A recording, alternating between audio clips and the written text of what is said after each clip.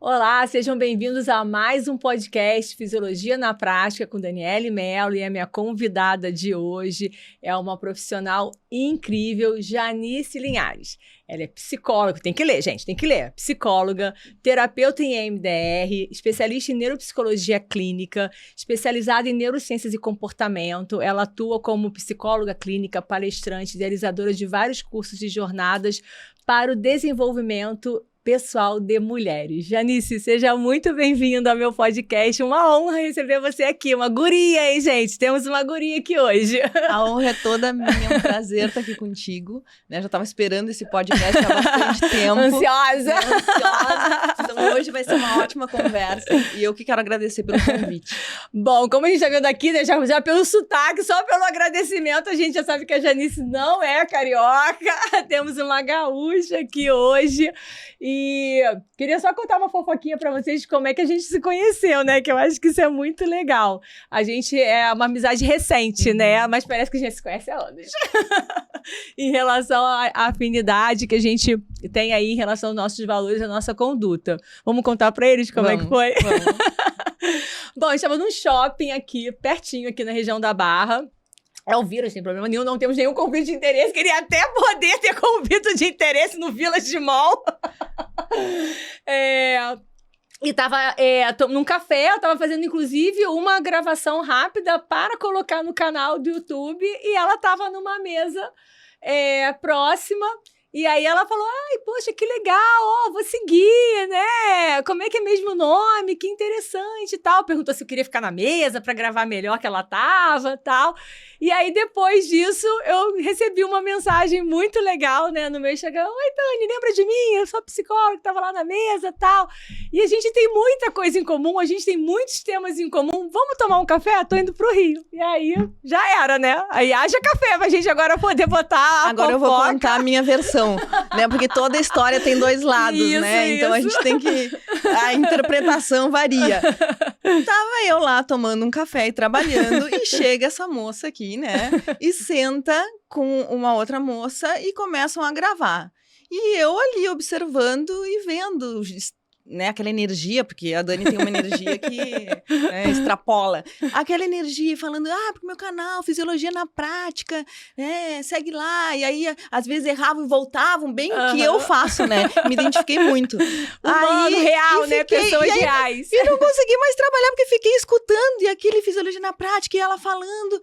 E tá. E aí, na hora de ir embora, eu digo assim, olha, Fisiologia na Prática, gravei, hein, vou seguir. E ela, tá. E aí a moça que tava com ela disse, é Daniele Mello. E eu fui embora. E existe uma frase do Sêneca que diz que a sorte é quando acontece o encontro entre a preparação, digamos, né? A mente preparada encontra as oportunidades. É mais ou menos assim. Isso. E eu acredito muito que as coisas cruzam no nosso caminho, né? Tem algum sentido nisso. Então eu voltei para o sul e fiquei pensando por que o universo me coloca essa pessoa com essa energia falando de coisas que tem tudo a ver com os meus projetos na minha frente naquele exato momento. Não. Né? A gente tem que fazer alguma coisa com isso. Né? Porque cruza assim, a gente tem que... As oportunidades aparecem, a gente tem que pegar, né? Eu digo, vou buscar essa fisiologia na prática. Eu fui pro YouTube, busquei, aí, Daniele Mello, fui pro Instagram, achei, mandei uma mensagem. Dani, não sei se você tá lembrada de mim, meu nome é Janice, eu tava lá na mesa aquele dia e tal. Eu tenho um projeto que é muito... tem muito a ver com o teu trabalho. O que tu acha da gente conversar? E aí ela disse, vamos conversar. Claro, e aí eu vim ao Rio, porque eu venho sempre ao Rio, né? E a gente se encontrou.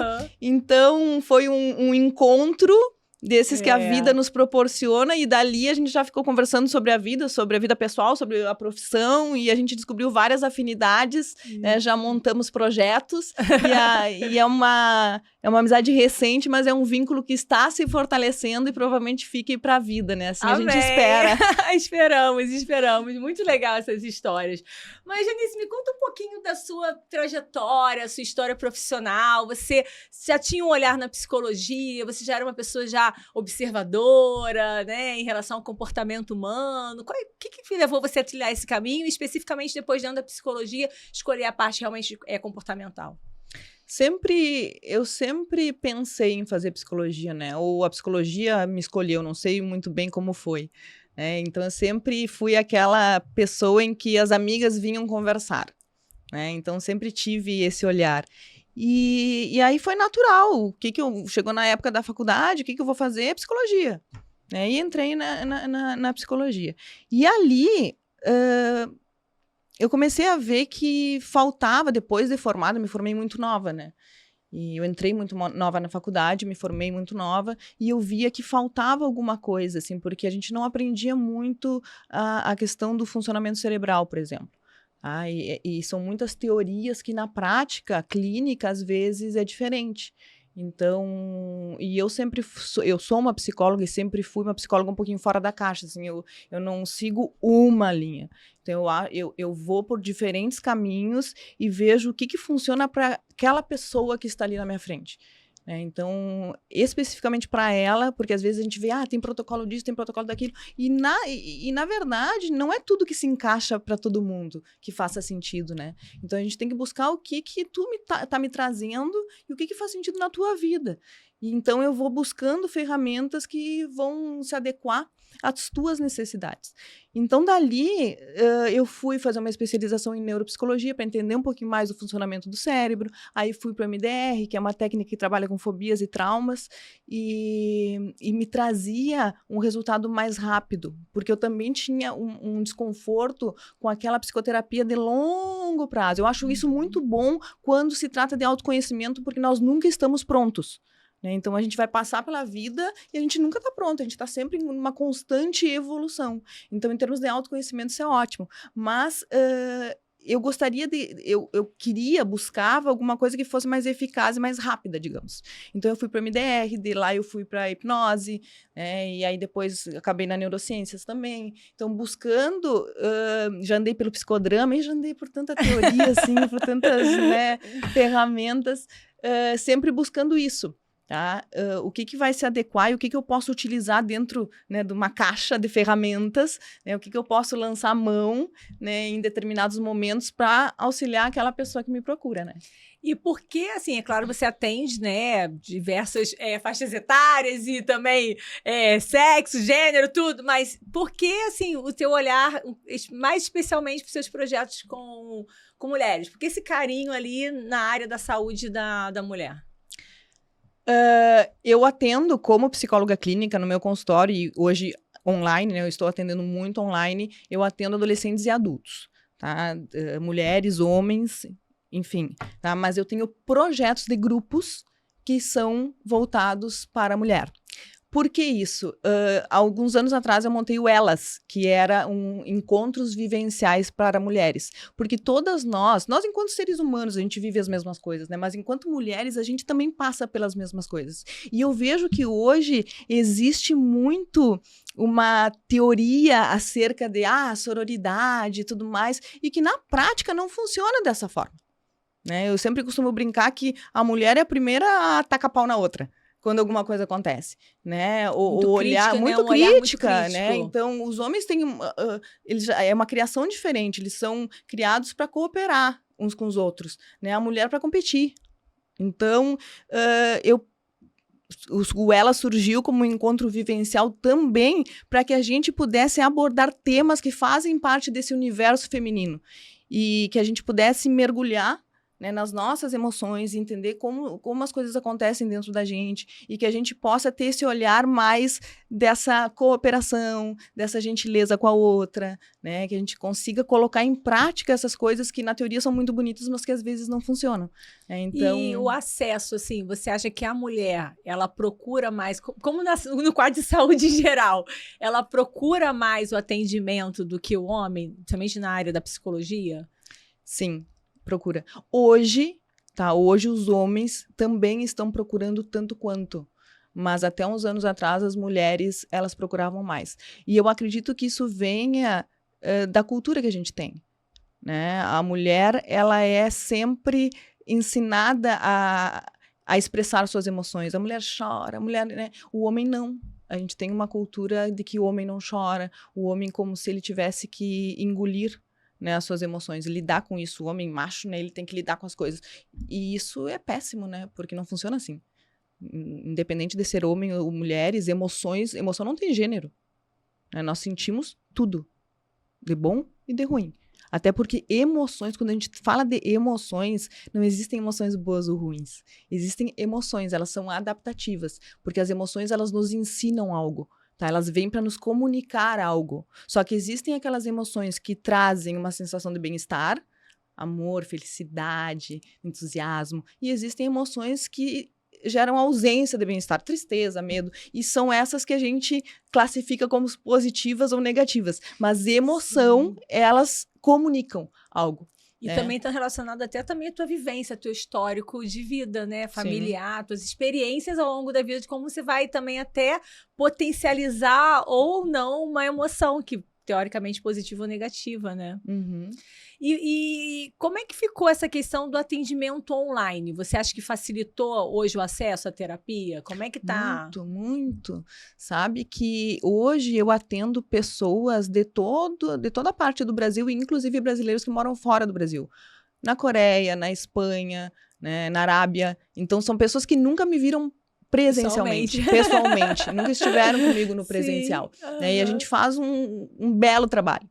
Então, eu acho que o online, ele não tem fronteiras, né? Então, ele possibilitou muito esse acesso, tá? E também para quem vive, por exemplo, Rio de Janeiro, São Paulo, que o trânsito é complicado e que às vezes tu demora 1 hora para chegar, 2 horas para chegar num lugar, isso facilita, desde que tu tenha um espaço que seja privado, que tu tenha, né, a tua privacidade ali para conversar, para poder falar, né, o que tu tiver necessidade, que tenha esse espaço adequado, economiza trânsito. Tu tá no teu espaço seguro, não precisa ir até um local. Então, eu vejo, até quando a gente trabalha com grupos, eu vejo que o online as pessoas acabam expondo muito mais do que elas exporiam no presencial. Isso no trabalho com grupos, né? E na psicoterapia individual, ele facilita isso, porque tu tá no teu conforto da tua casa, tu tá no teu espaço, a não ser que tu viva com outras pessoas e que tu não tenha essa privacidade. Aí não.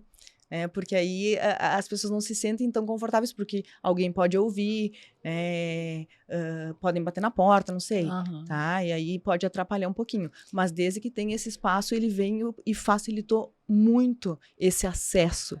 E você acha que o celular, assim, por mais que ela esteja te vendo, mas mal ou bem é uma barreira, então isso acaba também deixando a pessoa um pouco mais à vontade quando ela chega no consultório que ela está aqui, que nem eu e você? Como é que você percebe isso com quem você atende presencial e essa questão, mesmo eu te olhando, eu tenho ali uma tela que está me protegendo?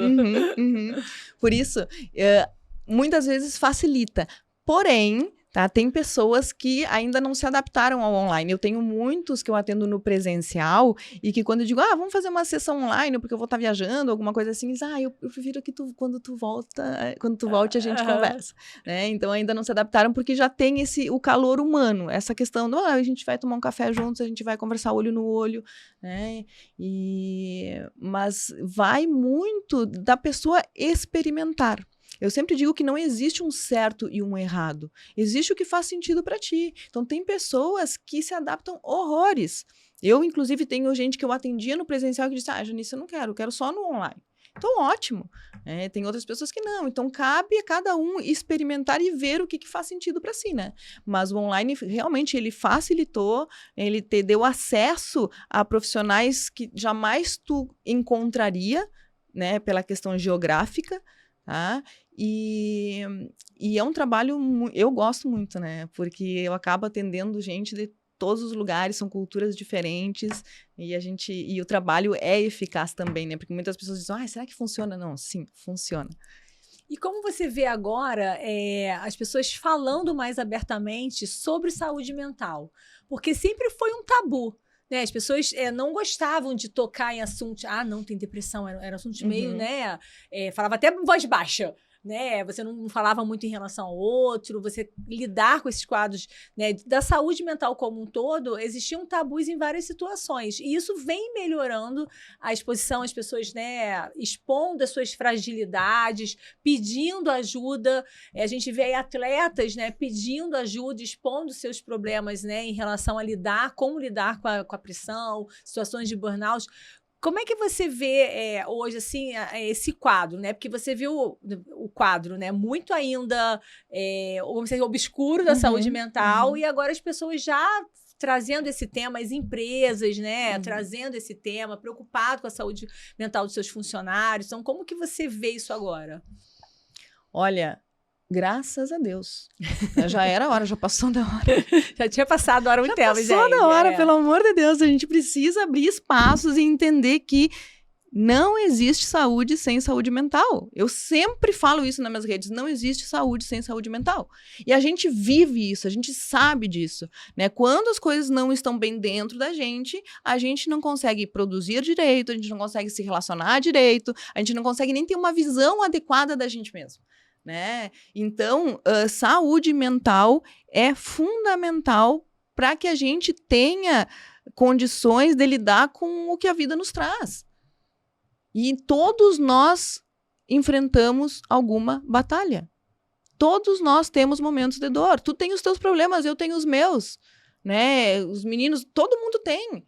Então, ninguém passa em branco pela vida, né? Ninguém tem essa vida, essa plenitude que a gente vê hoje. E eu acho que as redes sociais, elas também prejudicam um pouco, né? Porque eu sempre falo dos gurus da autoajuda, né? 5 passos para ser feliz. E tem muita gente necessitando de uma palavra que olha e diz, opa, eu quero isso aqui. E compra essa ideia totalmente errônea e que só vai aumentar a frustração. Né? Então, a gente precisa entender que viver não é fácil.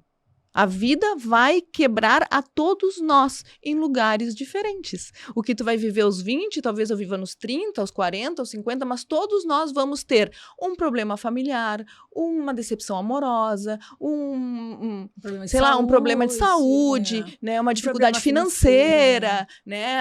Algum projeto frustrado, enfim, problemas com filhos, dúvidas sobre a vida, crises existenciais. A gente vai ter. Todos nós temos. Né? Então, por que não falar sobre isso? Porque parece que a gente vive muito sozinho. É como se a gente não se permitisse mostrar as nossas vulnerabilidades, porque elas são vistas como fraqueza. E isso é errado, porque todos nós somos vulneráveis e é justamente nas nossas vulnerabilidades, quando a gente olha para elas, quando a gente trabalha em cima delas, que a gente encontra força. Não é através do fácil, é através das coisas que a vida nos traz e que a gente não tem como escapar, a gente vai ter que lidar. E naquele momento, talvez a gente não consiga ver o aprendizado. A gente vai aprender com os erros, a gente vai aprender com as dificuldades. Né? Na hora em que tu tá vivendo, tu não quer saber disso. É teoria, naquela hora tu não quer, tu quer que mais é que passe mesmo, não quer sentir. Né? Me dá um remedinho aí pra parar de sentir. Né? Mas naquele momento a gente não consegue ver. Mas conforme a situação passa e que a gente sai do outro lado, eu sempre costumo falar da tormenta, né? Que qualquer situação difícil, eu gosto de imaginar que é como se a gente estivesse no meio de uma tormenta. A gente não consegue ver do outro lado. Eu não sei quanto tempo essa tormenta vai durar. Eu não sei como que eu vou sair do outro lado. Eu não sei o que vai acontecer. Só que a minha ideia, eu tenho que ter em mente que quando eu sair do outro lado, que eu não sei quando vai ser, eu vou olhar para trás e eu preciso me orgulhar de como eu passei. Eu preciso me orgulhar de mim mesma. De como é que eu enfrentei essa tormenta. Então, se eu tenho isso na minha mente, talvez as coisas ganhem um significado diferente. Né? Então, e aí, quando eu passo pela situação e eu olho para trás, geralmente eu vejo esse aprendizado. Mas não quando eu estou no meio do turbilhão. Então, a gente precisa desmistificar essas questões e entender que a dor faz parte. E por que a gente não se une? Por que a gente não pode conversar? Quantas pessoas ficam sofrendo sozinhas? E ao mesmo tempo... Bom, eu vivo, né? Nasci numa cidade do interior e é aquela questão, cidade do interior todo mundo se conhece, né? E eu sou a psicóloga, então parece, mas tu é psicóloga, como se a psicóloga então não tem problemas, né? Não pode ficar triste, né? E muitas pessoas... Aí já mostra o quanto a gente tem essa visão, esse estereótipo equivocado. Porque não é porque ser forte, ser resiliente, né, ou ter saúde mental, saber lidar com as situações, não é quando as situações não acontecem, é justamente quando elas acontecem. Como é que tu vai dizer que tu é forte se tu nunca enfrentou nenhum momento difícil? Como tu vai dizer que tu é resiliente se tu nunca teve nenhuma questão pessoal ou de vida pra superar, nenhuma dificuldade? Tu não pode dizer. Então a gente eu só sei que eu sou corajosa se eu enfrentei meus medos. Eu só sei que eu sou forte se eu enfrentei as situações difíceis. Se tá tudo bem, se nunca me aconteceu nada, eu imagino que eu possa vir a lidar e que eu sou forte, mas eu não posso dizer com certeza. Então a gente precisa ter espaços que a gente quebre isso, que a gente veja mais na linha horizontal, a gente pare porque eu sempre digo que existe aquela relação vertical, que eu olho para cima e idealizo alguém, e existe o horizontal, o olho no olho. Então a gente precisa buscar isso, que nós somos pessoas de verdade. Independente da nossa profissão, nós somos seres humanos, nós somos mulheres, nós somos mães, e a gente vive as mesmas dificuldades, independente da profissão que tu tenha. O que vai fazer diferença é a tua estrutura interna, se tu tem ferramentas internas para lidar com as coisas quando elas acontecem. Se tu tem uma rede de apoio, não é o que me acontece, mas o que eu faço com aquilo ali? Isso vai fazer toda a diferença. Então... E eu sempre, hoje em dia a gente fala muito, o pessoal busca muito dados estatísticos e a gente tem aí dados, e até publicações relevantes falando que o Brasil é o país mais ansioso e deprimido, e eu fico um pouco até questionador em relação a essas informações, até mesmo porque o meu doutorado é em saúde pública. E a gente sabe que tem um viés de informação grande, porque muitos dos casos do sistema de saúde muitas coisas são subnotificadas. Então, você hoje falar que os casos de ansiedade e depressão estão numa crescente, eu fico um pouco receosa. Será que sempre não teve e isso não era notificado? As pessoas não relatavam, as pessoas não preenchiam lá o formulário para poder aquilo entrar no banco de informação do sistema de saúde? Então, a gente sabe que as pessoas expõem mais, em função dessa mudança do olhar da sociedade. Não tem tanto estigma como tinha antes. Mas eu tenho ainda um pouco de receio de pegar esses dados estatísticos e falar, agora é assim. Será que não era? Será que a gente não tem uma envesa assim, nessa informação? Porque a gente sabe que tem uma lacuna aí em relação a deficiências que a gente tem no nosso sistema de saúde, na atenção primária, secundária, terciária, até na nossa saúde pública de uma forma geral. Então, eu fico um pouco assim receosa de falar, agora está muito. A gente pode até ter um aumento dos casos, mas será que isso sempre não aconteceu? E aí, pegando esse gancho, eu queria que você colocasse isso e também visse nos quadros de saúde mental. Realmente, a ansiedade e depressão é que dispara ali no que a gente vê hoje em relação a esse panorama? Sim, essa estatística existe. Inclusive, no primeiro ano de pandemia, aumentou em 25% os quadros de depressão e ansiedade. E o Brasil, sim, ele é considerado o país mais ansioso do mundo. E a depressão, ela é a maior causa de incapacidade. E os estudos mostram que essa tendência é aumentar. Então, eu acredito, sim, que tu tens razão quando a gente pensa que hoje as pessoas falam mais sobre isso.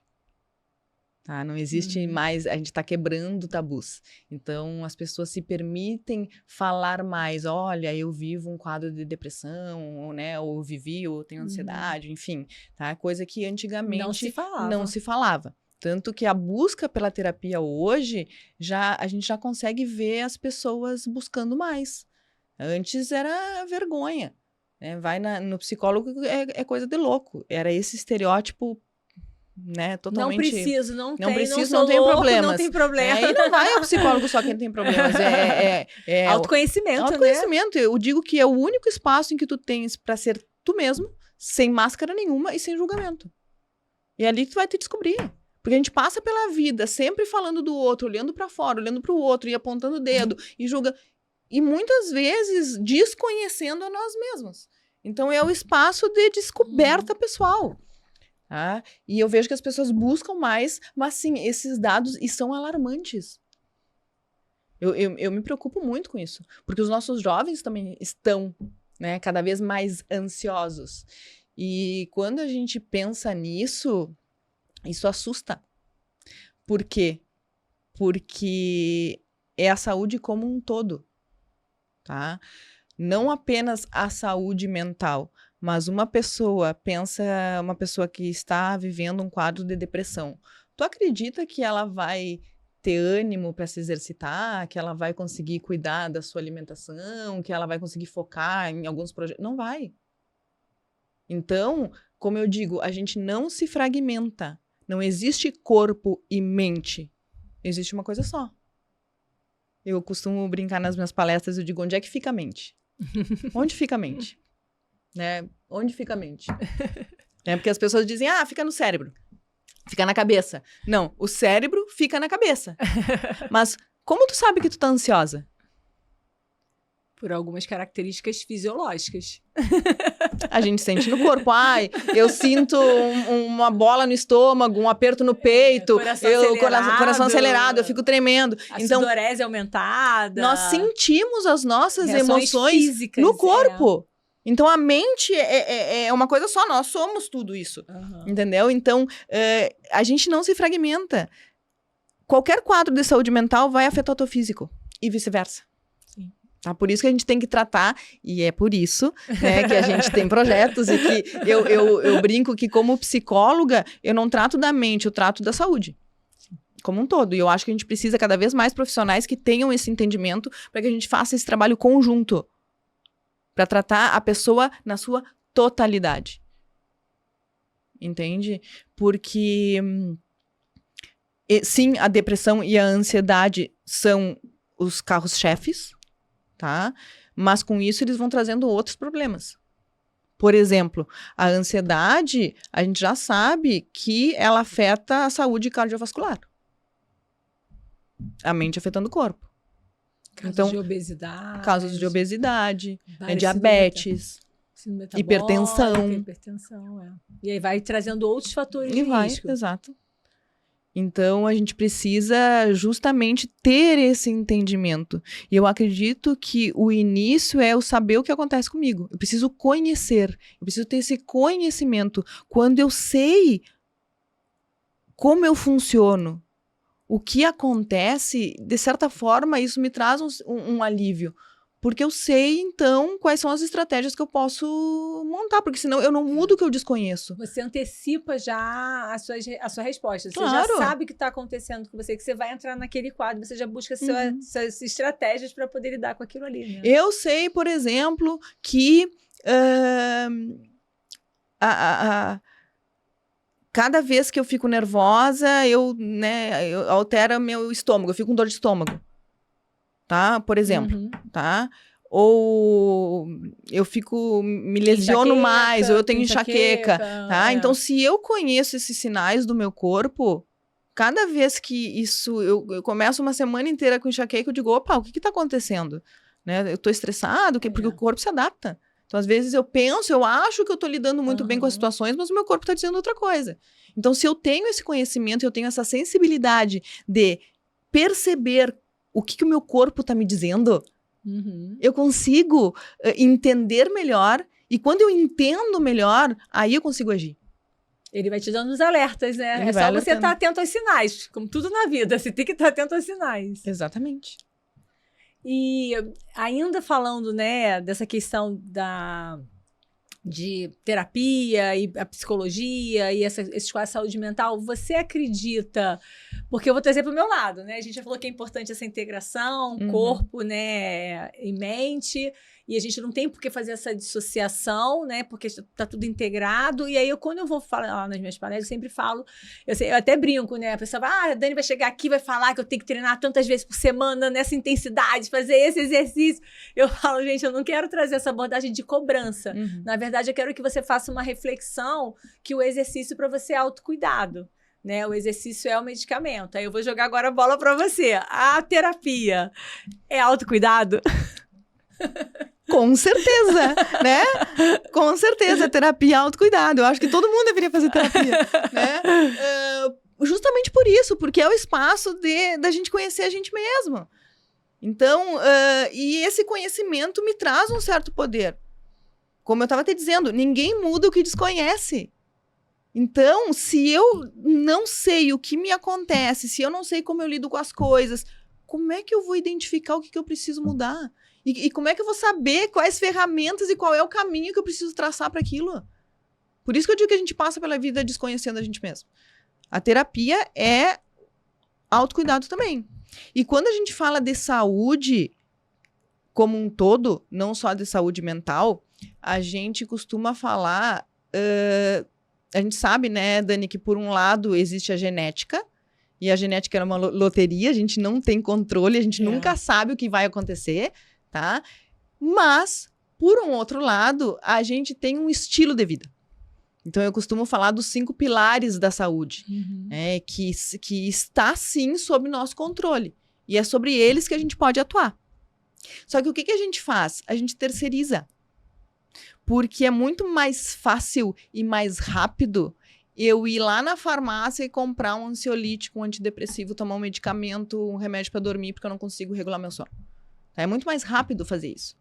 E a gente está muito acostumado a terceirizar, a colocar a culpa em algo que seja externo a mim. Tá? Então, é o trabalho, é a minha relação, é o governo, enfim, tá? Qualquer coisa externa, mas eu não. Porque isso é mais fácil pra gente.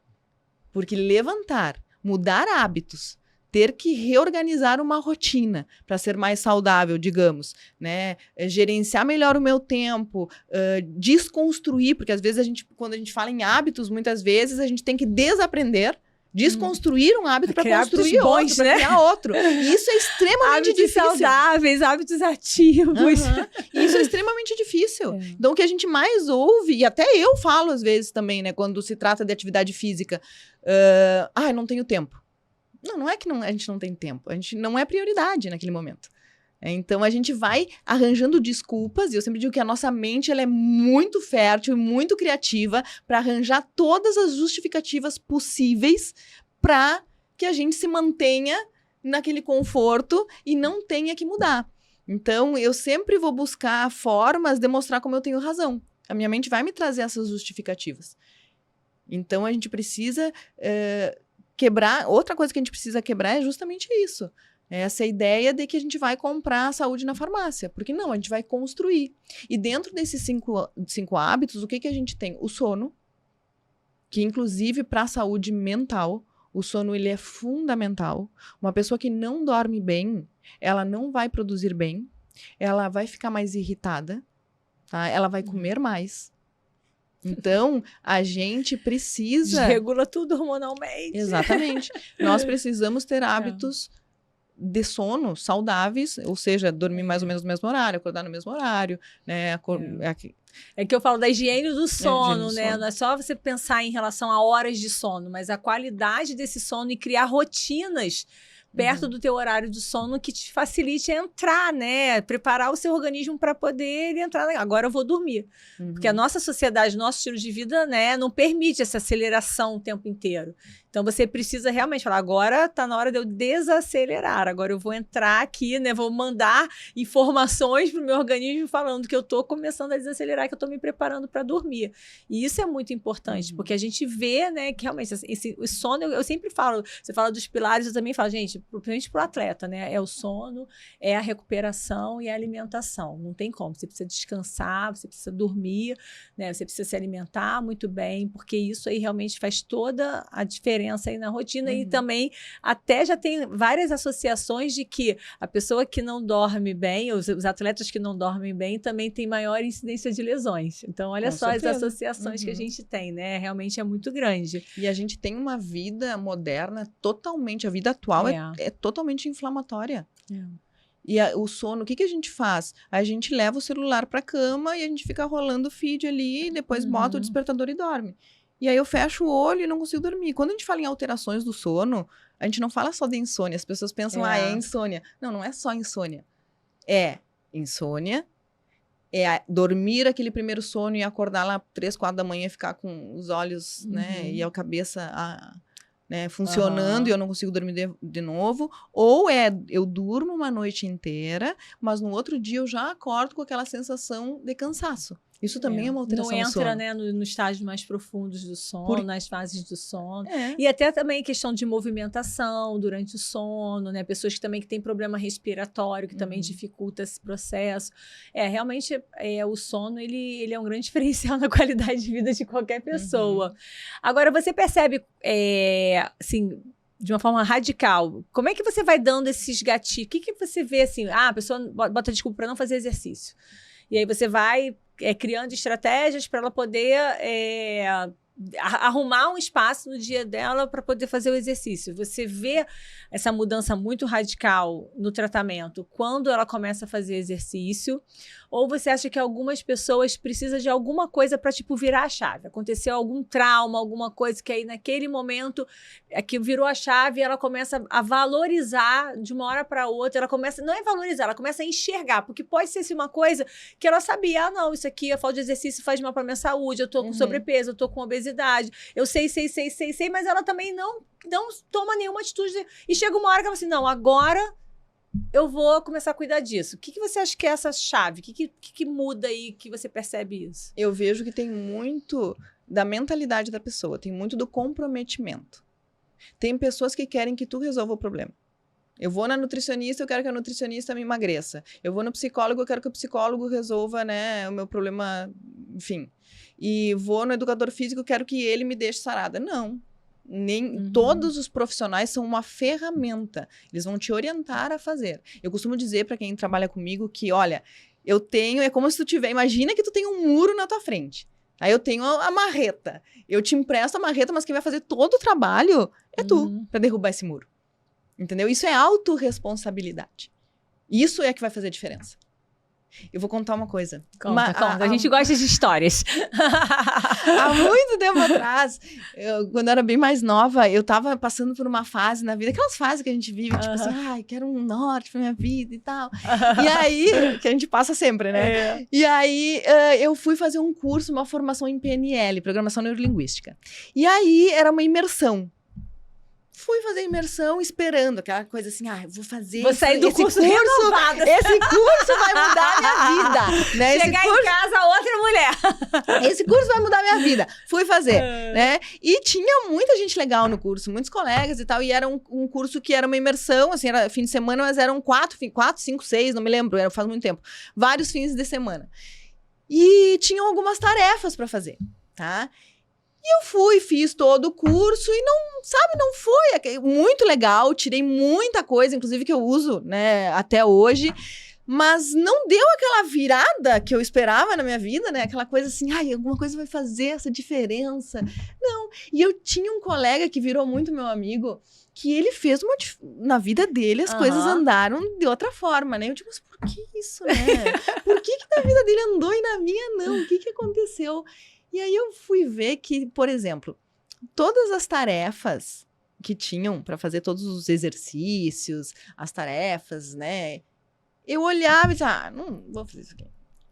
Né? Que saco, tem que sentar e pensar sobre mim, escrever. Não vou fazer.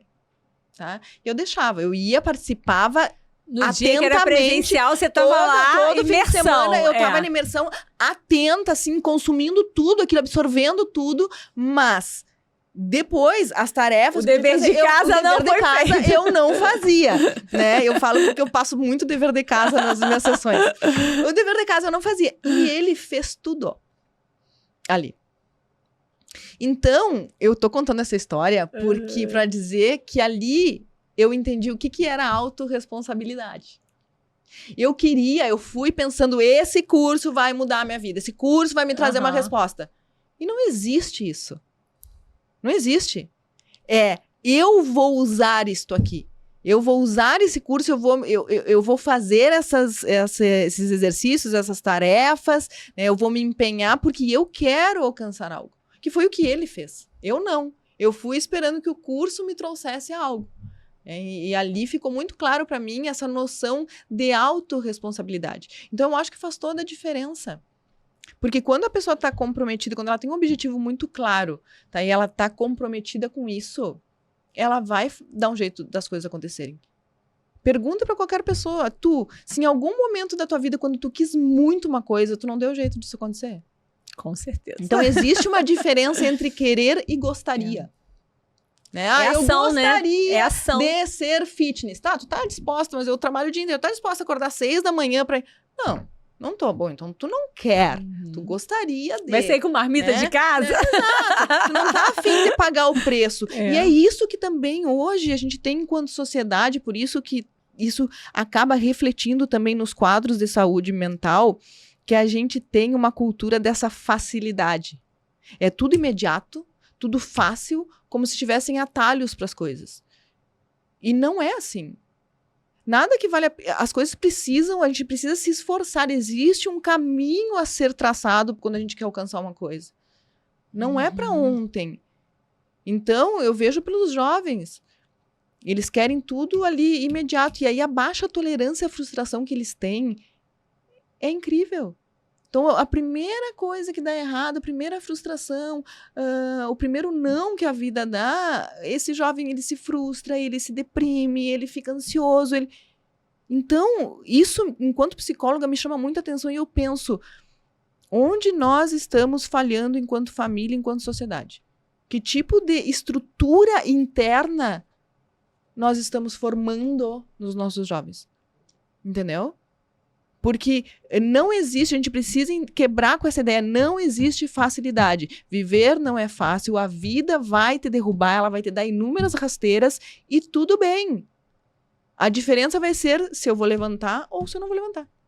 Essa é a diferença. Então eu não posso querer...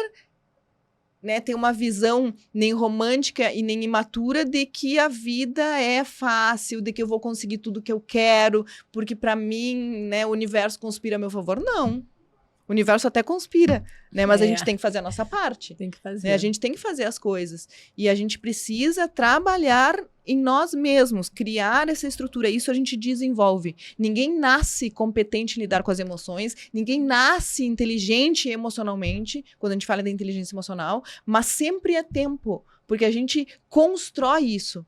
E em se tratando de emoções, Dani, a gente sabe que existe até um autor espanhol que ele fala muito sobre isso, que ele diz o seguinte, ó, que é comprovado que, na vida, a gente vai ter mais situações que vão despertar as nossas emoções negativas do que as positivas.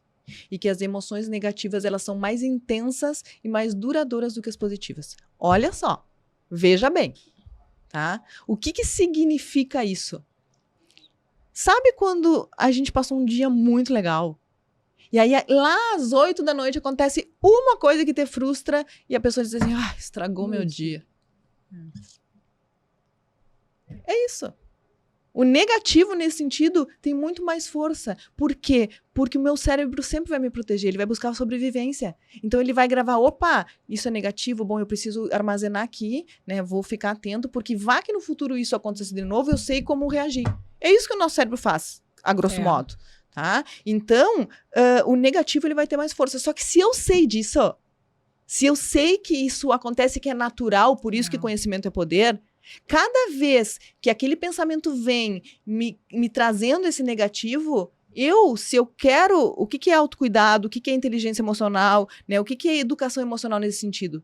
Eu me conheço, eu sei que isso vai acontecer, que é o natural. O pensamento intrusivo, o automático, e automático o nome já diz, eu não tenho controle, ele vai vir no automático. Viu? Olha só, e se não der certo? Mas aí o que eu preciso fazer? Eu preciso afastar esse pensamento. Eu sempre faço, né? Eu digo, o pensamento vem. Agora, se ele te pega e tu deixa, é uma coisa. Agora, se ele vem e tu afasta, é outra. Então, eu tenho segundos para dizer, opa, não, só um pouquinho. De que outra forma eu posso ver essa situação? Sim. E aí, intencionalmente, eu conduzo o holofote para algo que seja ou mais positivo, ou uma solução. O que eu posso fazer com aquilo? Isso é inteligência emocional também. Mas é difícil. Por isso que não é fácil. A gente precisa trabalhar nisso. Por isso que a gente fala muito em relação à importância de fazer não só um exercício físico, mas praticar algum tipo de esporte, porque os valores do esporte, a pessoa vai ter que lidar com essas emoções positivas e negativas. Ela vai se frustrar, ela vai perder, ela vai ganhar, ela vai sentir raiva, Uhum. não é? Então, ela vai ter ali uma enxurrada de emoções e sentimentos e pensamentos e que ela vai fazer o quê? Se naquele dia ela perdeu, ela fala, tudo bem, isso aqui amanhã é um outro dia, eu tenho uma nova chance de ganhar. Ou até mesmo que se você ganhou hoje uma medalha olímpica, amanhã aquela medalha ali tem que ser todo um processo reconstruído para você poder ter a segunda, a terceira e uma outra vitória. Então, acho que a importância, né, você também tá com essa pessoa não só fazendo um exercício, mas sim praticando algum tipo de esporte é essencial, porque a gente vai conseguindo lidar com essas emoções, que essas emoções vão aparecer ao longo da sua vida. Então, quando você tiver uma frustração em casa, no seu trabalho, você vai ter estratégias, né, para poder lidar com aquilo ali, acho que de uma forma mais tranquila do que uma pessoa que não vivenciou aquilo ali, a pessoa que nunca perdeu. Ela só sabe que é ganhar, ganhar, ganhar, mas ela nunca perdeu. Né? Que a gente fala que é o mimado, né? Tá tudo ali a favor dele, tá todo mundo ali dando tudo para ele. E a primeira frustração que ele tiver, como que ele vai lidar com isso? Vai parecer que é o fim do mundo, né? Porque ele não teve nada ali ao longo da vida, foi o tempo todo protegido, né, em relação a lidar com as dificuldades. Então, essa parte, assim, eu acho que é essencial da gente direcionar, né? Que não é só você fazer um exercício, mas você tentar fazer algum tipo de esporte para que você tenha, principalmente nessa fase da construção, na fase da adolescência, né? Da infância, que é uma fase que você tem ali, ó, né? Um turbilhão de emoções mesmo na adolescência. Eu acredito muito que o esporte, principalmente o esporte em grupo, tá? Ele é um laboratório da vida. A gente não diz que a criança, quando ela entra na primeira infância, no jardim da infância ali, né? É como é a primeira entrada dela na sociedade, né? A adaptação, a fase de adaptação infantil, quando a gente fala de escola, é isso. Né? Ela tá lá no ambiente seguro dela e ela entra na escolinha, então é a primeira entrada dela na sociedade. Então, é a mesma analogia. O esporte, ele e principalmente quando esse esporte se dá em grupos, tá? Ele é um laboratório para a vida. Porque o que a pessoa vai encontrar ali? Ela vai ter que desenvolver, né? Habilidades que são fundamentais para a vida dela. Ela vai precisar muito do foco. Ela vai precisar muito da disciplina. Ela vai precisar entender que motivação não é empolgação. Não é, né? Porque a gente confunde motivação, a gente acha que é aquele entusiasmo, aquela força de vontade, aquela empolgação. E não. Motivação quais são os motivos para minha ação? Onde eu quero chegar? Então, ela existe um componente racional da motivação. Então, o esporte traz isso. Ele traz o lidar com as diferenças. Quando o outro faz algo diferente do que eu espero. Ou quando o outro, né, pensa diferente de mim. Ou quando eu preciso discutir alguma coisa ali. Então, eu acabo desenvolvendo, através do esporte, habilidades que são fundamentais para a minha vida. Além de também construir a saúde, né? Porque o esporte ele é totalmente benéfico, né? Para a saúde mental, para a saúde física. Legal. Então, o exercício, que é um dos pilares, que a gente falou do sono, os pilares da saúde, né? O sono, o exercício físico, tá? E quando a gente fala exercício físico, as pessoas, elas costumam pensar na academia. Aí, não gosto de academia. Eu já que disse que você tem que fazer exercício na academia. Eu só quero que você faça exercício em qualquer lugar. Escolhe o que você gosta de fazer. Eu gosto de estar na praia, então vai pra praia. Eu gosto de estar na natureza. Vai pra natureza, né? Eu gosto de estar na grama, pisa na grama. E porque a grande motivação do exercício ainda é o estético. Quem não quer se sentir bonito? Mas a gente precisa entender que existe uma motivação muito maior, que é a saúde. Quando eu entendo isso, às vezes essa chavezinha muda. Eu vou me exercitar porque isso é um pilar e é bom para a minha saúde como um todo, a minha saúde física e a minha saúde mental. Porque o exercício físico ele é ansiolítico e antidepressivo natural. Através da prática do exercício, o nosso cérebro libera serotoninas, endorfinas, que vão agir, né, vão nos trazer essa sensação de bem-estar e de prazer. Então, vão contribuir muito para o foco, vão contribuir muito para o desenvolvimento até a melhora das minhas capacidades cognitivas, vão melhorar a depressão, melhora o humor, diminui a ansiedade, melhora o meu sono.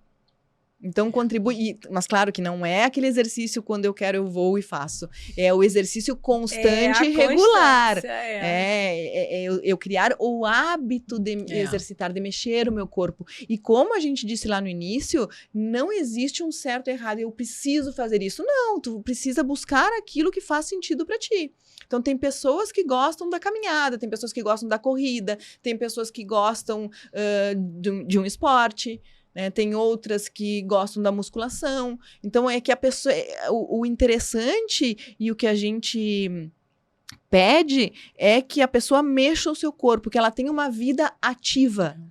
Não sedentária, não fique só na frente do sofá olhando Netflix, né? Que ela mova o seu corpo com aquilo que faz sentido para ela. E também a gente precisa cuidar muito porque a gente acaba se comparando. Ah, não, mas olha ali, não vou, né? Eu tô acima do peso, não vou pra academia porque eu tô acima do peso. É justamente quando eu tenho que ir também. Ah, eu não vou caminhar porque eu queria estar correndo. Gente, a gente precisa fazer aquilo que é adequado pra minha vida naquele momento. E de repente esse também... Metas, e também isso é bom porque o exercício ele nos dá esse... É um desafio, a gente acaba desafiando nós mesmos. Hoje eu corro 100 metros, amanhã eu vou estar correndo 200. Daqui a pouco eu vou estar correndo 500. E é essa progressão, fazer aos pouquinhos, né? Eu sempre coloco, né, que o sedentarismo não é só não fazer o exercício físico. É o estilo de vida sedentário. Então, você ficar muitas horas em frente a uma tela, uma televisão, um computador, um celular... É um estilo de vida já sedentário. Então, se eu já tenho, por exemplo, um trabalho que já me obriga a ficar ali 8, 10 horas no meu dia naquela situação, parada, em frente a um computador, em frente a um celular, em frente a uma televisão.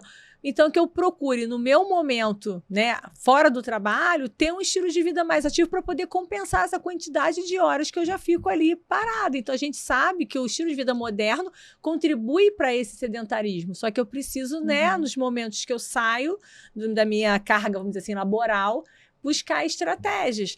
Mas é aquilo, ninguém vai começar a correr uma maratona amanhã. Ah, mas eu quero muito. Então, faça, né? Estabeleça metas tangíveis, metas alcançáveis, que você vai conseguir correr a sua maratona. Só que esse projeto não vai poder ser realizado em um mês, mas até em um ano. É possível, então a gente tem todo um planejamento, né? Procure orientação profissional, faça um planejamento. Eu acho que a grande questão são a questão das metas realmente tangíveis, porque você colocar metas absurdas, eu assim, uma maratona, quero fazer, agora teve mesmo, final de semana em Florianópolis, o Ironman. Eu quero muito fazer um Ironman. Meu sonho é fazer um Ironman. Você está treinando para fazer o Ironman? O que você começou a fazer para você poder alcançar esse sonho, né? Você tem que começar a construir a sua história para você conseguir chegar um dia e realizar o Ironman. Ou quando você coloca uma maratona, então você tem que estabelecer metas alcançáveis. Então, acho que isso também as pessoas, às vezes, até como pretexto, ela coloca, às vezes, uma coisa que é muito distante. Uma maratona, né? Um Ironman, alguma coisa que é muito difícil. Porque, mal ou bem, é uma forma dela estar ficando ali se desculpando que ela não consegue atingir, para uma coisa ser muito inalcançável. Não.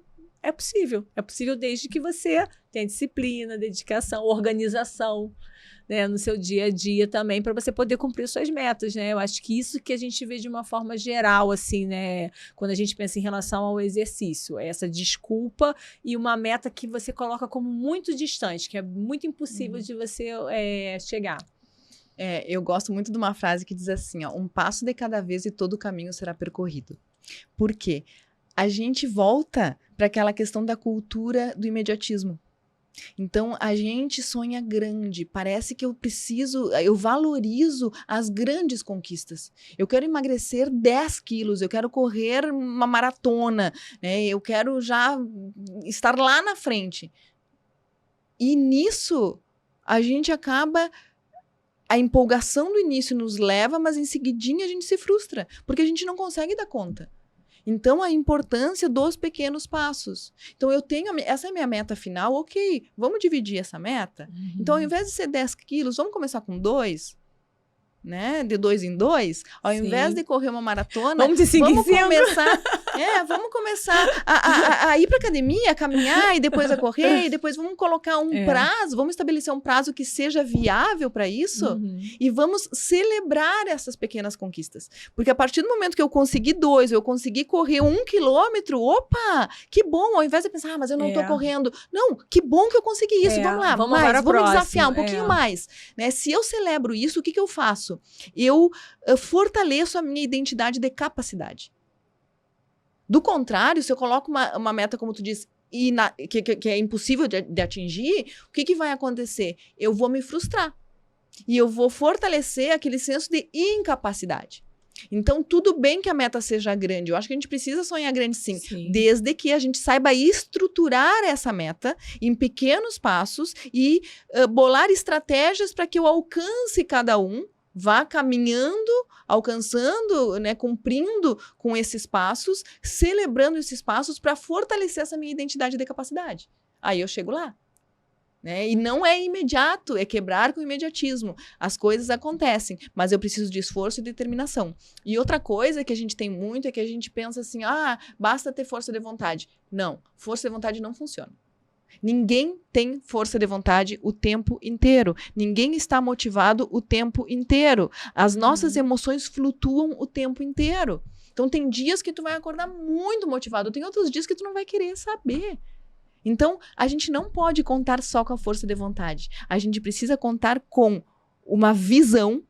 Eu tenho que saber, né, onde eu preciso chegar, onde eu quero chegar, e eu preciso me disciplinar. Eu preciso ter estratégias e manter essa disciplina para ter essa constância que me leva lá. E mudar o ambiente. O ambiente faz toda a diferença. Por exemplo, eu estou de dieta. É muito mais difícil eu fazer dieta se eu abro o armário e está cheio de doce do que se eu abro o armário e não tem nada. É muito mais fácil eu conseguir me exercitar se eu tenho um grupo e pessoas que compram a mesma ideia e dizem, vamos lá, vamos pra academia, vamos caminhar junto, vamos cuidar da alimentação. Pessoas que, a mesma vibe, digamos, do que se eu sou a única na minha família que busca esse objetivo e todo mundo fica lá grupo de comendo, amigos, fica lá olhando Netflix e tu vai pra academia e as pessoas dizem, não acredito que tu vai pra academia, olha aí, fica aí com a gente.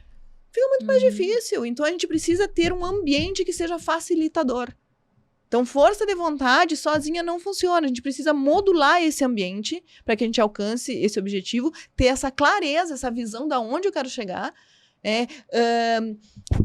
quebrar essa meta em pequenos, dividir em pequenos passos, para que eu tenha estratégias e vou celebrando e vou alcançando passinho por passinho. Foi legal isso que você falou agora de tentar mudar os ambientes, porque a gente não percebe que a gente está num ambiente que é um ambiente tóxico. Né? Então, as pessoas também, às vezes, não enxergam, não conseguem sair daquele ciclo. Então, acho que é legal, assim, não tenha medo de mudança, de uma forma geral. Mas, assim, se você precisar usar estratégias como ampliar suas amizades, mudar o seu ciclo de amigos, buscar, né, uma outra estrutura, você não pode mudar a família. Mas você pode também ter estratégias para lidar com ela e se afastar, não é? Mas, assim, eu acho importante essa reflexão para você poder identificar e falar assim, isso aqui, eu adoro vocês, meus amigos, a gente pode se encontrar de vez em quando para tomar aquela cerveja que é maneiro e tal, mas isso não vai mais fazer parte do meu dia a dia, porque meu dia a dia agora, minhas escolhas são essas, né? Então, às vezes as pessoas também ficam presas, parece aquela coisa acorrentada naquelas relações e que não são relações saudáveis. E a gente volta, é bom tu trazer esse ponto, porque a gente volta para aquela ideia da saúde mental. A gente volta para a ideia do... Não adianta, a gente não consegue sair dela. Não. A gente volta para a saúde mental e a gente volta para o autoconhecimento. E a gente volta para o que eu estava dizendo da estrutura interna. Uma pessoa que não tem uma estrutura forte o suficiente para saber dizer não, ou para saber que ela não tem necessidade de agradar, ela não vai conseguir fazer isso.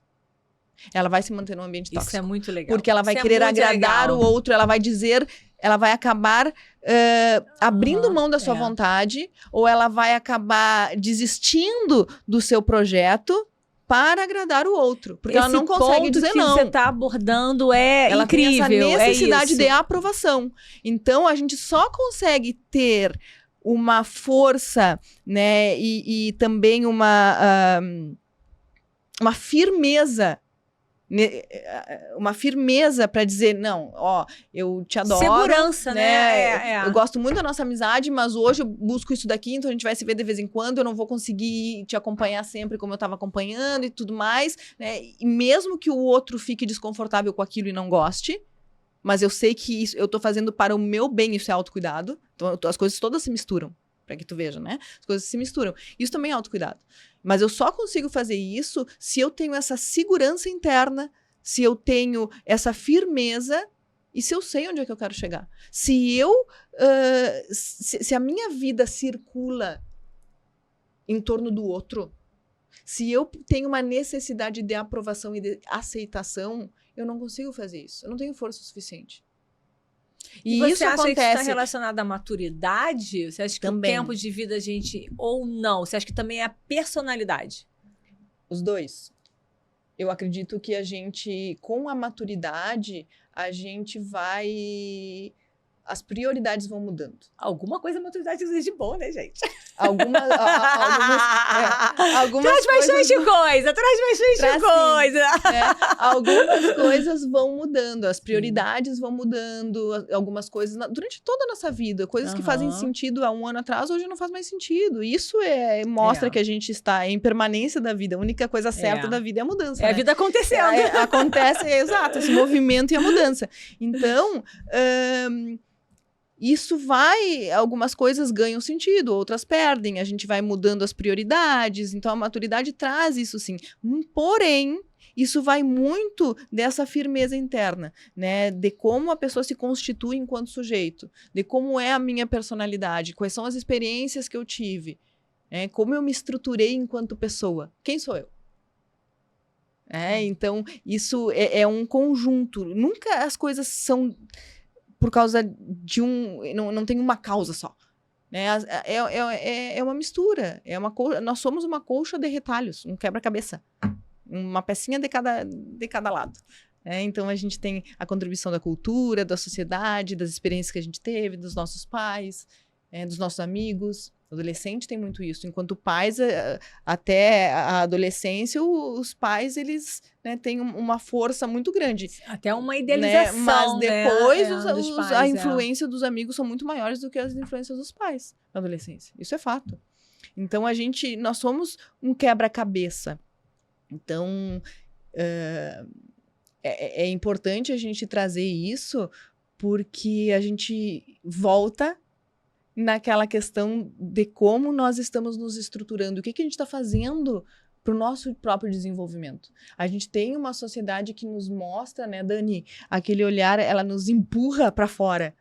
Olhar para fora, produzir, fazer acontecer, ser um excelente profissional, né, estar sempre bonito, enfim, mas que ter coisas, adquirir coisas, ter uma independência financeira, mas muitas vezes esse ter vai em detrimento do ser, que é negligenciado. E como existe... A gente não tem uma educação voltada para o autoconhecimento nem para a educação emocional. Quem te ensinou a lidar com as suas emoções? Alguém te ensinou? Não. Quem está assistindo, quem te ensinou a lidar com as suas emoções? O nosso foi ensaio e erro, né? A gente vai por tentativa e erro, assim que a gente aprende. Aos trancos e barrancos, como a gente diz lá no Sul, a gente vai lidando com as experiências que a vida vai nos trazendo e a gente vai se tornando uma pessoa mais ou menos inteligente emocionalmente falando, né, de acordo com as experiências que a gente teve. Da vida, Mas a gente não tem uma educação voltada para o autoconhecimento. E isso não é valorizado até nos dias de hoje. Se fosse valorizado, nós não seríamos o país mais ansioso do mundo. Com toda a era da informação e conhecimento que a gente tem ali, clica ali, coloca no Google, a gente tem informação. E mesmo assim, o Brasil é o país mais ansioso do mundo. Então tá faltando política pública, tá faltando educação emocional nas famílias. Porque se nós adultos, a gente não sabe lidar com as nossas emoções, como é que a gente vai ensinar? As crianças. O professor não sabe lidar com as suas emoções. Eu sou mãe, sou psicóloga, e às vezes eu, né, piro em casa da minha filha. Se ela pira, imagina a gente. Se ela pira, viu? Eu vim justamente para desmistificar, né, somos humanos, né, a gente erra o tempo inteiro. Então, a minha filha que o diga. Então, a gente A gente precisa quebrar com isso, porque nós somos humanos, somos normais aqui. E a gente tá aprendendo também. E é disso que se trata, fica muito mais envolvente, a gente fica muito mais... A gente se abre muito mais quando a gente vê que o outro entende aquilo. Que o outro sabe o que eu tô falando. O outro sabe o que eu tô vivendo. E não porque ele tenha passado por isso, mas às vezes porque ele tem empatia, porque ele tem compaixão, porque ele me olha e entende. Ele tem interesse em mim, verdadeiro. Entendeu? Então,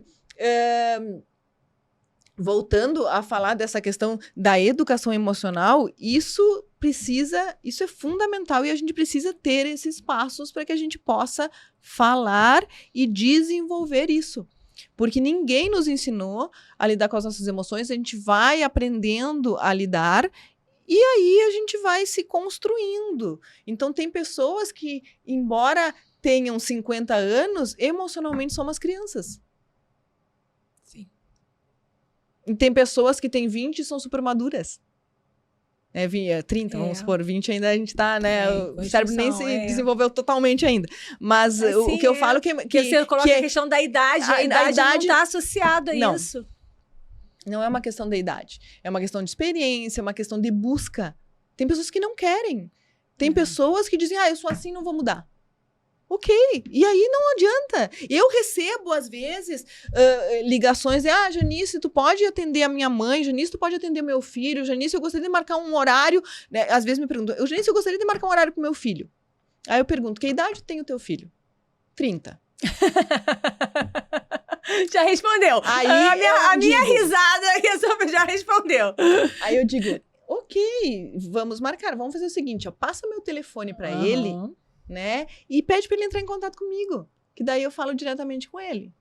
Sim. Entendeu? Então, autorresponsabilidade, eu preciso querer e entender que não é fácil, que eu preciso perseguir um caminho, mas que é o único caminho. E isso serve para qualquer coisa. Serve para o exercício físico, serve para a dieta, serve para a saúde, serve para o meu desenvolvimento pessoal, serve para qualquer coisa. Tu não tem que, para te formar numa faculdade, para ter uma profissão, tu não precisa fazer anos de faculdade, tem que passar por todas as cadeiras. É assim, na vida também. A gente precisa. Ninguém nasce pronto e a gente nunca está pronto. Então, a gente precisa, é um caminho que a gente precisa percorrer, não tem como fugir, tá? As emoções fazem parte, a gente precisa aprender a lidar com elas. Tá? E muitas vezes as pessoas dizem assim, tem como controlar, como é que eu faço para controlar as minhas emoções? Não, emoção não se controla, a gente sente. Mas existe uma tríade que funciona junto, tá? Que é pensamento, emoção e comportamento. Então, o que acontece? Geralmente, quando eu tenho uma emoção, eu tenho um pensamento associado. Que eu não me dou conta. E esse conjunto aí vai fazer com que eu me comporte de determinada forma. Então, eu sabendo disso, eu não consigo controlar as minhas emoções. Mas eu posso gerenciar o meu pensamento. Como é que eu tô vendo isso aqui? O que essa emoção me provoca? Para que porque senão acaba ficando uma desculpa para você agredir o outro. Eu tava descontrolado, né? Isso justifica você, né, agredir. Eu acho que isso é bem interessante, esse ponto que você está trazendo aqui. E tem estratégias? Claro que sim. Ora, a gente se controlar, vamos querer socar o outro de vez em quando? Às vezes a gente tem vontade de socar. Mas como é que a gente não pode socar aquela figura? Não pode. Não pode. Só fica só no pensamento. Eu queria, mas não posso. A gente fica olhando e imaginando. Isso é bom. Uma cadeira de tortura. Isso é bom, assim. Seria interessante. Não, tem sim. Claro que tem. E é isso que a gente precisa entender e quebrar, sair com essa ideia né, do fácil, daqueles gurus, voltamos lá pro início, de acreditar que é assim. Não é assim. É um trabalho. E aí, interno. Falando de guru, aí como que você vê hoje, assim, essa explosão de livros de autoajuda? Olha eu botando aqui lenha na fogueira.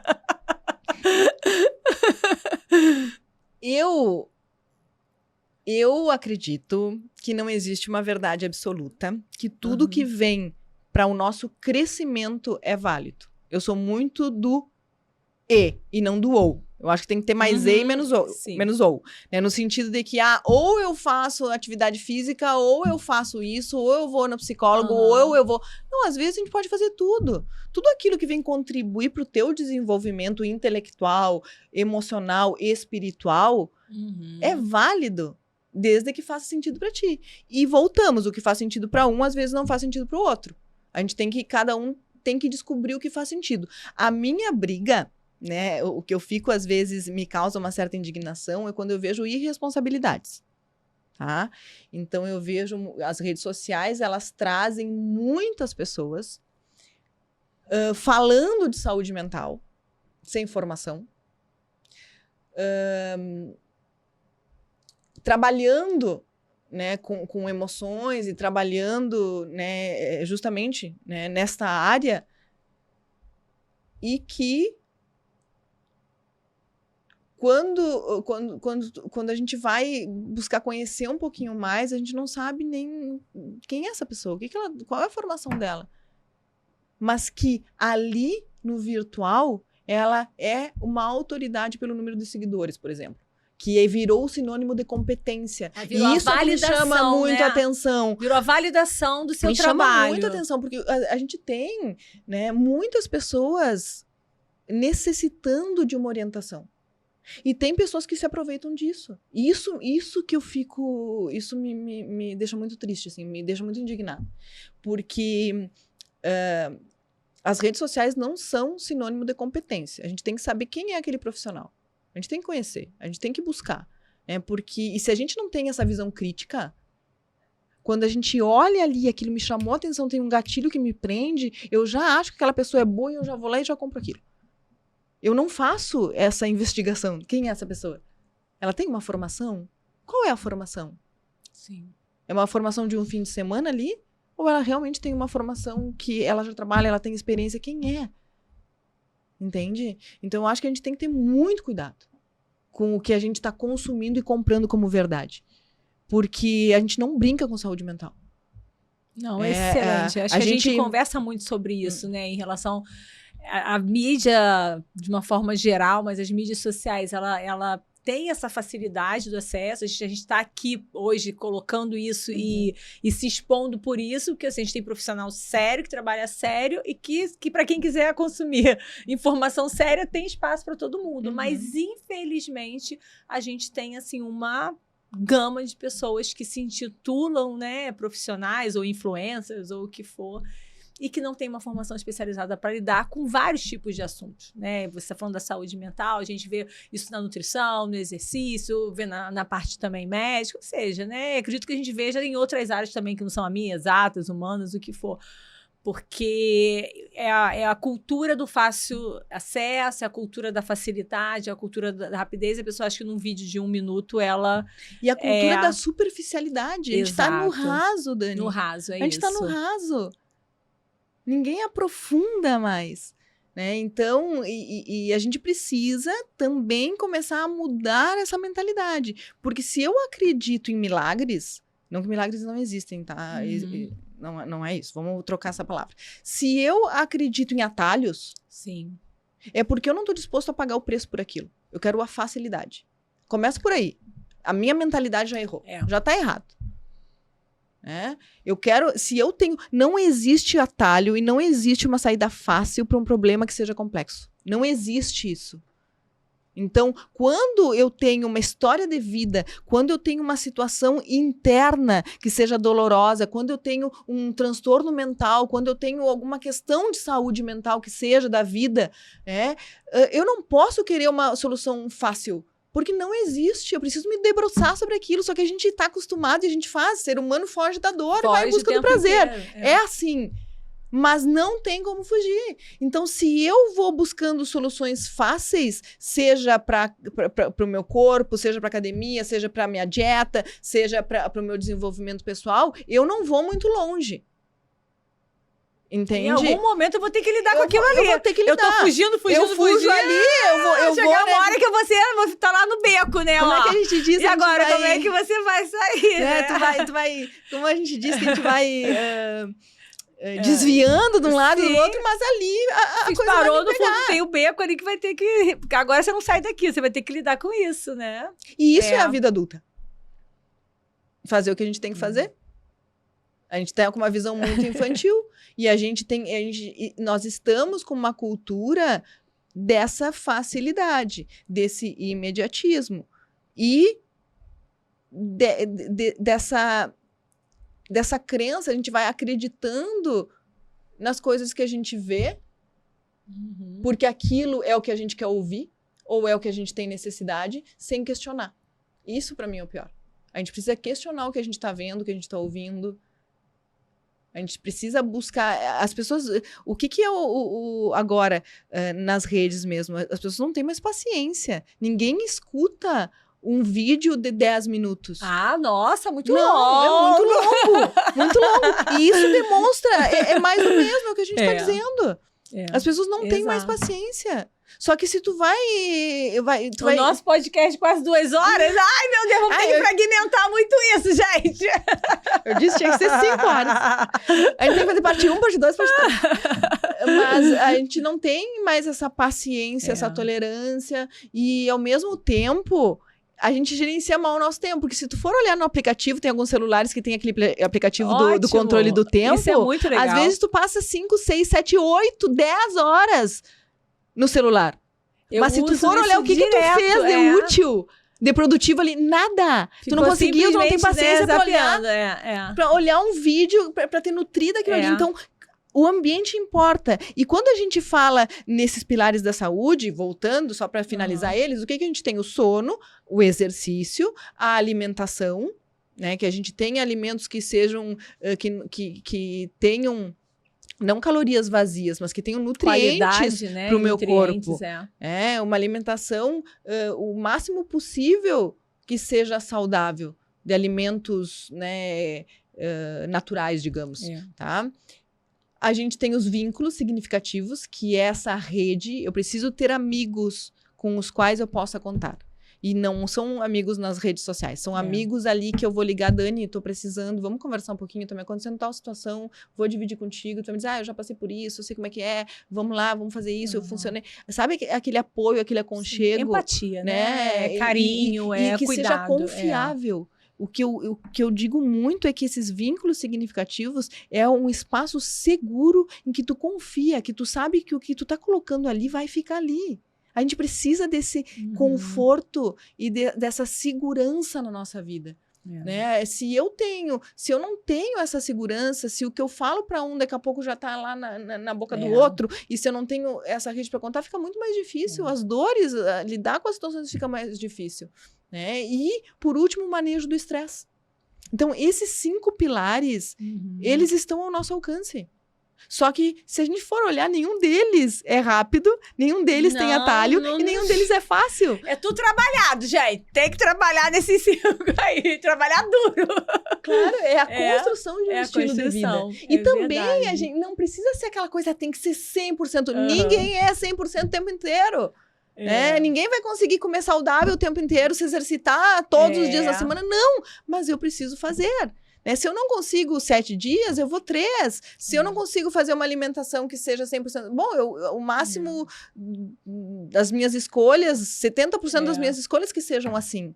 Não pode ser o oposto. Eu preciso... Bom, mas eu posso ligar para um amigo, eu posso, fim de semana, combinar de encontrar uma amiga, da gente poder conversar...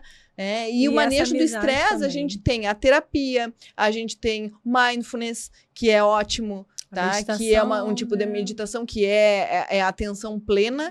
E eu gosto muito, por quê? Porque ele faz essa conexão entre corpo, mente e o agora.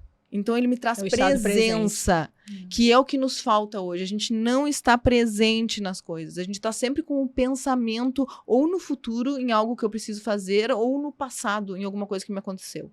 Dificilmente eu estou 100% no agora. E o mindfulness traz isso. A atenção plena no agora, no meu corpo, nas sensações. E eu não preciso de 1 hora. Eu posso fazer isso quando eu acordo, num intervalo. Eu tô no elevador ali, entre um atendimento e outro, ou subindo para minha casa, saindo do trabalho, que eu possa fazer um exercício de respiração. O exercício de respiração, ele é fundamental, porque quando eu coloco a minha atenção, né, na minha inspiração e na minha expiração, na minha própria respiração, isso já me conecta com o agora. A meditação. Então, a gente tem inúmeras ferramentas. Descubra o que faz sentido para ti. Sim.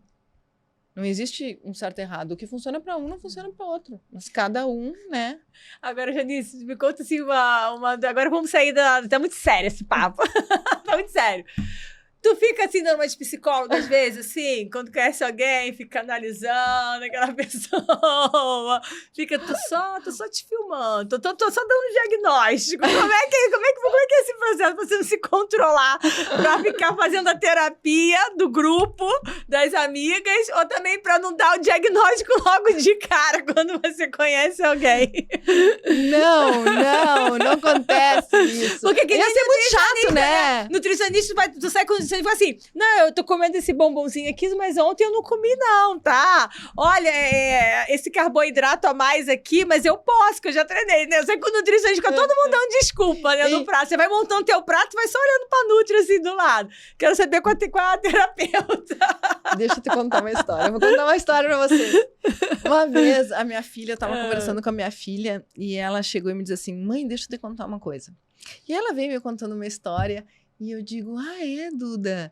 E aí tava conversando com ela e eu dizendo assim, não me lembro o que ela falou, que alguém era chato. Eu digo, mas Duda, nós somos chatos de vez em quando, né? Eu também sou chata de vez em quando. E ela me disse, não, mãe, tu não é chata. Aí ela me olhou e me disse, não, mãe, tu é assim. Tu é muito chata, mãe. Eu digo, por quê? Ela, sim, mãe, porque assim, ó, às vezes eu quero te contar alguma coisa, por exemplo, de uma junce. A junce é as junções, né? Eu quero te contar alguma coisa e tu vem lá e traz alguma coisa lá da psicologia pra me explicar, não sei o quê. E, mãe, eu só quero te contar da junce. Quando ela me disse aquilo, eu digo, que chata. Cara, eu sou insuportável. Ela só quer me contar uma coisa e eu quero trazer toda uma reflexões, eu não quero refletir nada. E aí eu digo, é verdade, minha filha, a mãe faz isso. Duda, a mãe vai tentar não fazer mais. Só que, Duda, eu preciso te educar. E se eu não vou aproveitar esses momentos pra te educar, quando é que eu vou te educar? Eu digo pra ela, mas eu vou tentar melhorar. E agora tu falou e eu me lembrei na hora dessa situação com a Eduarda.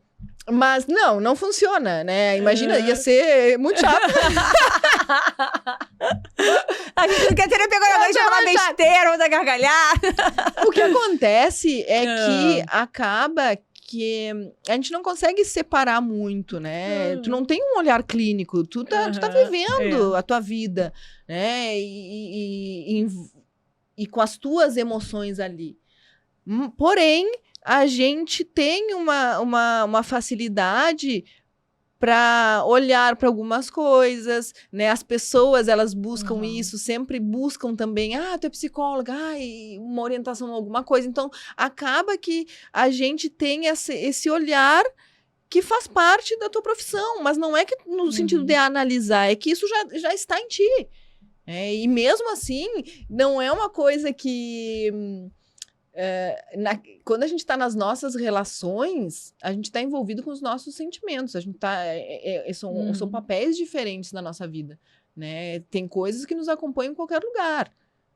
Mas a gente não fica o tempo inteiro analisando, porque até seria inviável isso, né? Seria doentio.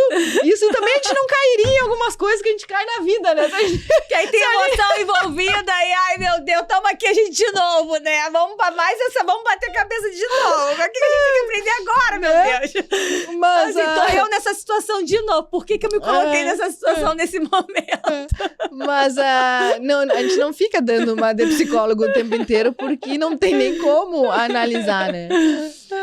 Mas a gente já tá aqui indo pra reta final do nosso podcast. Eu queria que você falasse agora, assim, dos seus projetos, novos projetos. Os nossos? Tem nossos.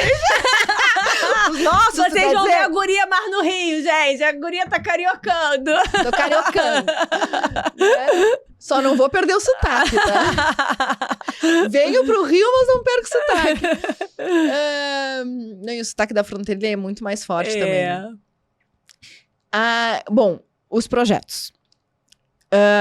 O pessoal tem me pedido muito grupos com mulheres. Então, eu vou buscar fazer grupos, terapias, né? Grupos terapêuticos com mulheres virtualmente, tá? E a gente tem, né, alguns projetos em andamento justamente para fazer essa união entre corpo e mente, para trabalhar essa construção da saúde como um todo. Porque isso eu acho que é a grande pegada, digamos, para que a gente crie grupos, ambientes e questões que sejam facilitadoras dessa visão, dessa integração. Porque a gente fica trabalhando muito sozinho. Então, trabalha a mente, trabalha o corpo, trabalha... Então, quando a gente faz essa leitura que a gente conversou hoje, dessa união, dessa integralidade, a gente trabalha aquele ser humano de forma global, né? Todo mundo sai ganhando. E aí, quando a gente está bem, eu estou feliz comigo mesma, eu estou bem com o meu corpo, né? Eu estou bem com as minhas emoções, eu me sinto bem, tá? Eu me relaciono melhor, né? Eu consigo produzir mais, né? A minha vida ganha um colorido diferente. Então, a gente precisa trabalhar nisso. E isso não significa plenitude. Porque muitas vezes as pessoas confundem quando falam, inclusive, de felicidade. Felicidade, ela não é alegria. E ela não é a ausência da tristeza. Sim. Todos nós temos problemas. Porém, apesar dos meus problemas, apesar daquelas tristezas, das frustrações, eu posso sim fazer isso aqui. Eu posso me cuidar, eu posso melhorar.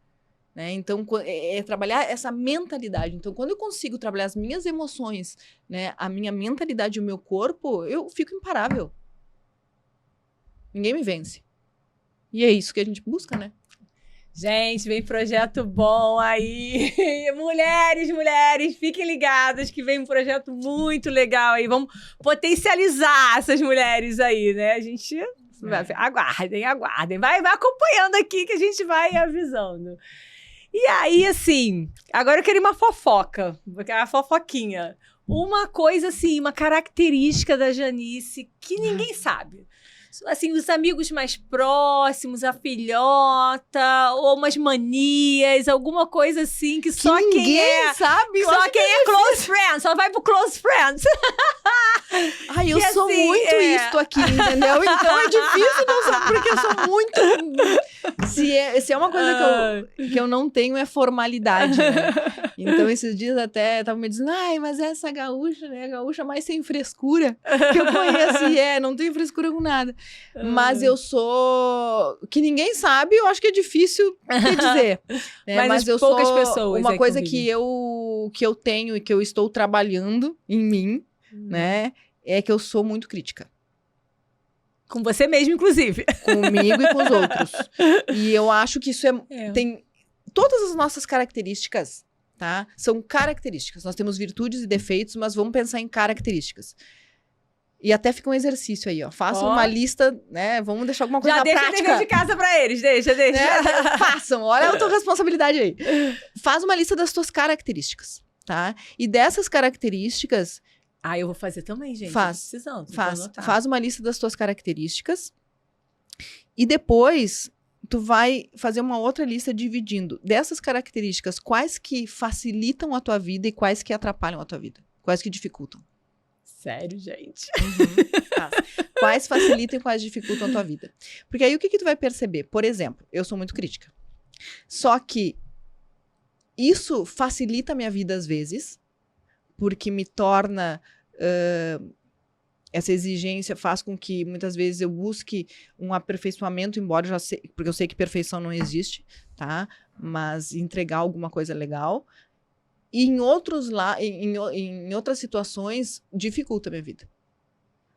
Quando, de repente, eu me torno muito severa e muito rígida.